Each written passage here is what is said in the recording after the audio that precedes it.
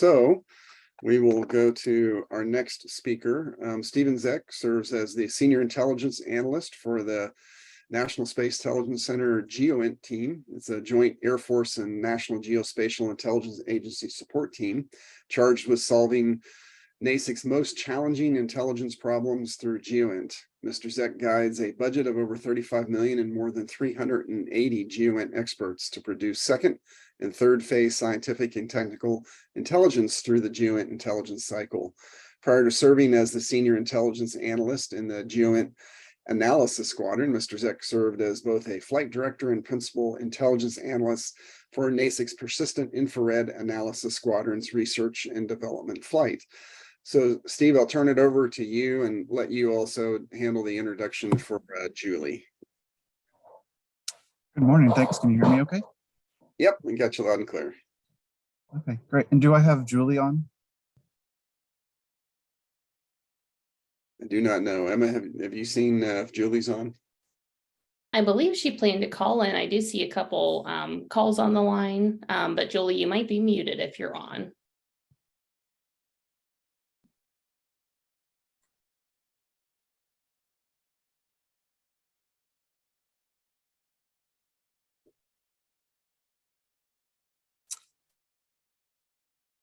Okay, well, while we're trying to figure out if she's online and maybe able to unmute, which I think is *6 here on Zoom, Julie, if you're on the phone. Like Mark said, thanks for the introduction. I'm Stephen Zech. I'm the Senior Intelligence Analyst at the National Air and Space Intelligence Center, which has a rich history here in Ohio and is charged with understanding and characterizing foreign technology, analyzing and understanding foreign air and space capabilities and their implications for the United States national security. NASIC is part of the U.S. intelligence community and the Air Force's Service Intelligence Center. And we'll get into a little bit more about what that means here in a minute. You've heard in our last briefing about AFRL's technology investment areas and where the United States is going and how you can work with AFRL.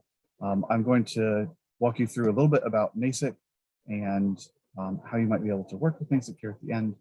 And then I know the intelligence community can be a little bit elusive on how to interact with us, but we need your help in solving some of our most challenging problems. So NASIC's job is to understand foreign technology and planned or operational weapon systems development.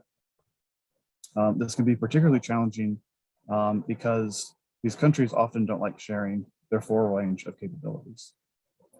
I'm going to pause again to see if Julie is on, who is going to cover our main part of our briefing here. I don't see her number listed in the chat, so I'm not sure that she's connected, Stephen. Okay, well, then I will do the best that I can to cover her portion of the slides. So I too am going to go stop video, just a bandwidth restricted, and I will come back on after question and answers here, Q&A. As I mentioned, NASIC is the Air Force's Service Intelligence Center. We're an operational wing, which within Air Force speak falls under the headquarters Air Force, A2, which is the Intelligence, Surveillance, and Reconnaissance and Cyber Effects Operations Unit. So we have 1 foot within the Department of Defense and 1 foot within the intelligence community, as I mentioned before. And this creates a unique space for NASIC and our ability to understand these foreign systems, their threats to the U.S. capability and acquisition community, as well as informing policymakers on what these systems and capabilities are projected to do or how they might interact in the event of a conflict. Go to the next slide. So Hey, NASIC, Steve.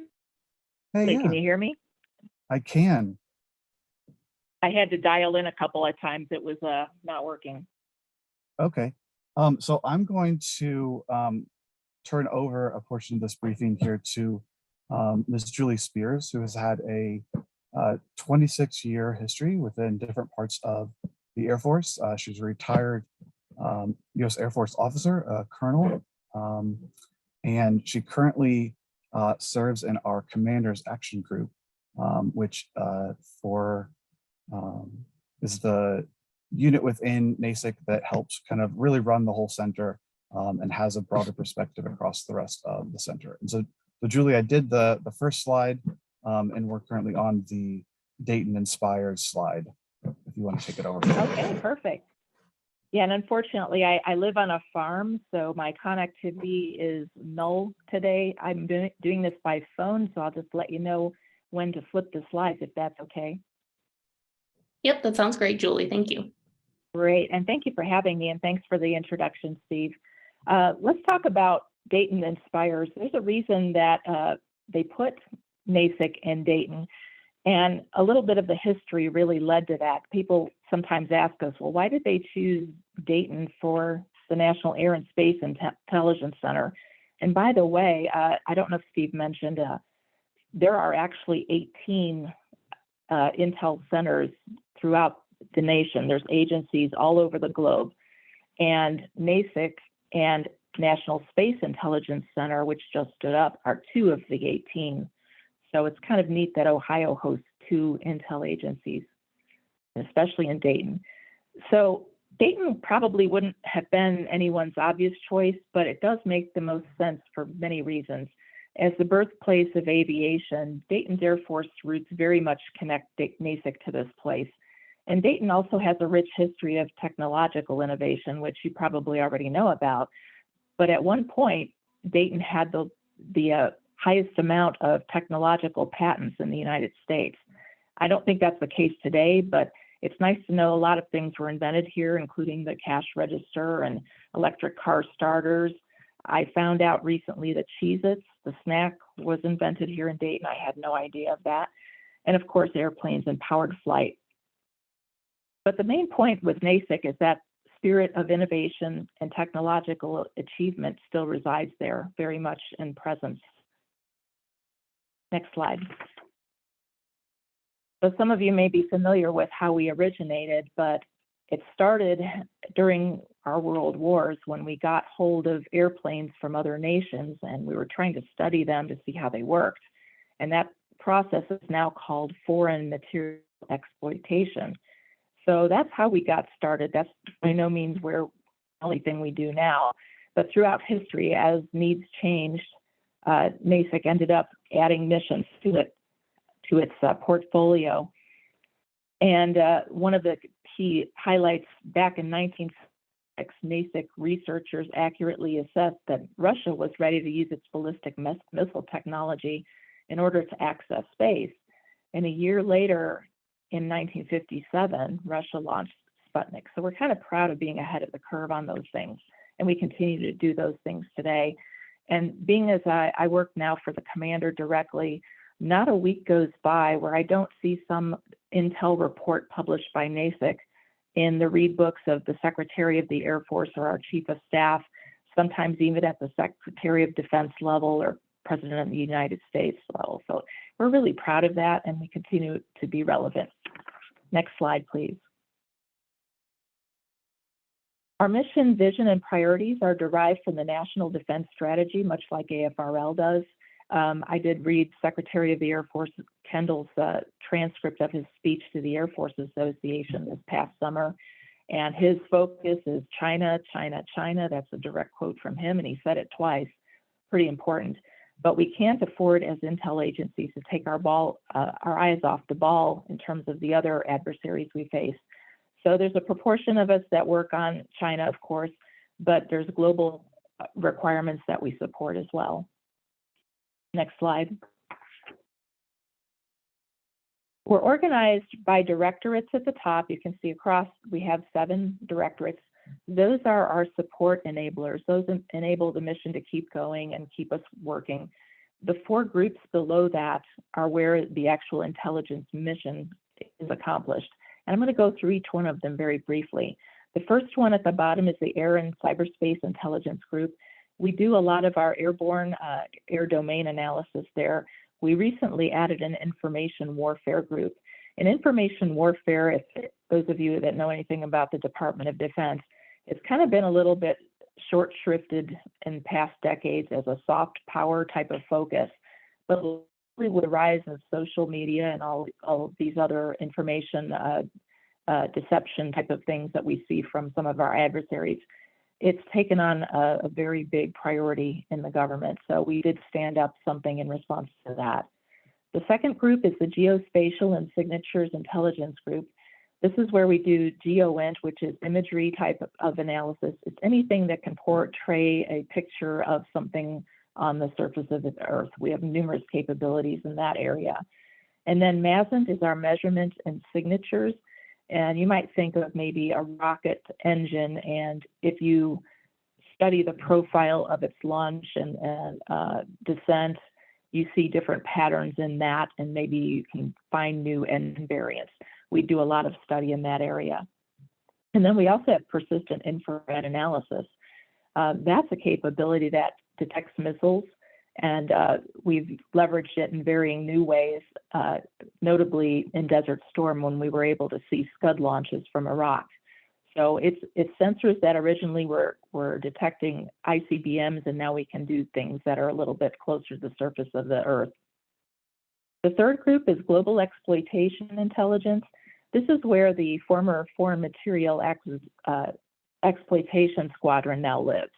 So they basically were the history of NASIC from decades ago, but they're still alive and well here at Dayton. We have information exploitation, signals analysis, otherwise known as SIGINT, and technical intelligence. And then the last group is our Space Missiles and Forces Intelligence Group. They study future threats analysis. They do study ballistic missiles and regional threats. So some people might ask, well, you now have a National Space Intelligence Center. Why do you have that and you're still doing space? Well, the Space Intelligence Center was stood up specifically for the Space Forces. And there's a lot of space and counter space activities that we will analyze. And we're doing more of the ballistic missiles and some other more foundational space activities. Slide. NASIC wouldn't be NASIC without our liaisons. We've got them positioned in varying spots all around the globe, and they're aligned directly with combatant commanders and also acquisition entities. And you might see right there in the left Earth view at the bottom, LUD Air Base. We've got a Air Operations Center there. And our liaisons are basically there to help decision makers reach back to NASIC for discrete and exquisite capability and intelligence analysis that only can provide them. A lot of times there's a big requirement they have that they don't even understand what NASIC can provide them. So our liaisons are there to ensure that they get what they need. Next slide. As to demographics, AFRL did a great job explaining how their workforce is laid out. Ours is not much different. We have about 3,500 employed there right here in Dayton. Of that makeup, we've got a lot of civilians, 1,550, and almost half of those are engineers. The other half are intel analysts. But we also have contractor support, duty military, and the active duty is there to bring some operational expertise and perspectives into the mix for us. We also have reserve support. I think they've got 2, possibly 3 squadrons aligned to them, but they sit in the basement of NASIC, but they also provide reach back support. We've also got about 80 different specialties of types of skills in NASIC, so we don't rely on just the scientists. We've got other support specialties, and most of the engineers have between 30 and 40 years experience in their technical fields. It's a very exciting place to work. There's not a day that goes by that I'm not excited to come to work. And if anybody's looking to get hired on in there, we do advertise on LinkedIn and also opm.gov for USA jobs. Next slide.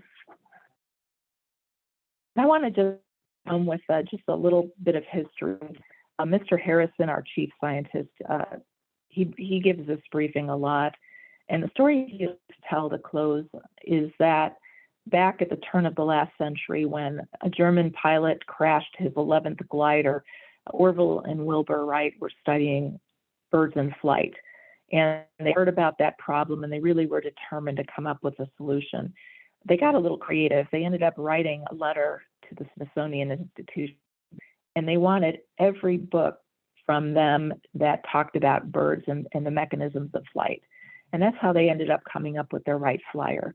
So with that spirit of innovation is NASIC, and of course its partner NSIC, carrying that technological leaps forward. And with that, I'll take any questions. Thanks. Okay, great, thank you. Oh, there we go, Emma. I wasn't sure if the slides were advancing or not. So, Stephen, did you want to wrap up? Yeah, I just wanted to close real quick, Mark, with much like Dr. Vi mentioned, I wanted to just kind of talk about a couple of ways that the community here online can maybe try to work with NASIC. There's similar to opportunities that AFRL have to include NASIC often partners with AFRL through either the AFWorks program, Air Force SIBRs, or even through OFRN. We're constantly looking ways to improve what we do. And we actively participate in the AFWorks programs or Air Force SIBRs calls. And some of the efforts that are advanced by AFRL are either endorsed, sponsored, or sometimes even funded by NASIC. And if you see one of these calls and you think one of those units that Julie described across our organization might have interest in your technology or proposed solution, please reach out and see if we are able to support you in those efforts. And while we may not often be able to fund the solutions, there's a chance that we can become an end user or a government technical lead for your effort. The other main ways that NASIC will work with industry is through two different kinds of contracting vehicles is the direction that NASIC is moving. One of them is called Novastar and the other is called Comet. Comet hasn't yet awarded yet, so I won't be able to give you much details on that, but Novastar just awarded and it will support research, development, and sustainment of NASIC's capabilities, which you got at least a little bit of an introduction to, focused around scientific and technical intelligence production. This is a $4.7 billion, that's billion with a B, dollar 10-year contract, which has been awarded to 5 prime contractors and over 140 subcontractors. And so if you're not currently interacting with one of those teams, and you would like to be, those teams that are the prime contractors are Altamira Technologies Corporation out of Fairborn, Ohio, Epsilon Systems Solutions out of Beaver Creek, Radiance Technologies out of Huntsville with a local office also in the Dayton area, Modern Technology Solutions, and Xander, which is a joint venture between NASC and KBR. And so if you have existing relationships with those companies, you can potentially reach out to them and have an opportunity to see some of the proposals that come out through the Novastar contract and help us work on some of these research development and sustainment of NASIC's capabilities.